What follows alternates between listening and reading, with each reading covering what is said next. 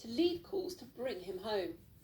We know from other cases where British citizens are detained abroad, the FCDO does comment. Indeed, the official Twitter account referenced one such case just 6 days ago. So the UK does get involved, but apparently not in the case of whistleblowers.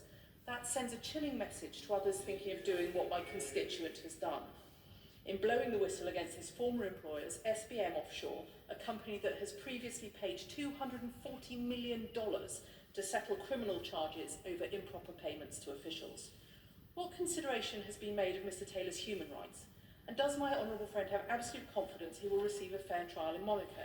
It is important to recognise that it is a requirement of the Vienna Convention on Consular Relations that signatories do not interfere into the internal affairs of other countries, and I'm sure she will understand that.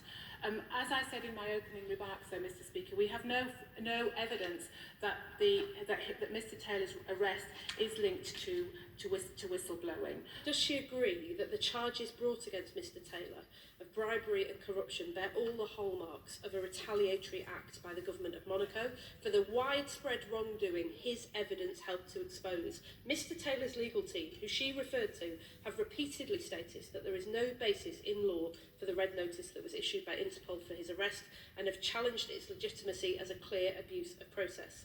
The message this inaction sends to potential future whistleblowers is serious, that a British citizen who brings to light bribery and corruption overseas can be pursued by foreign powers without protection or intervention from their own government. We've spoken to his lawyer, we've spoken to the Monegasque Prosecutor's Office to request the details of the specific charges.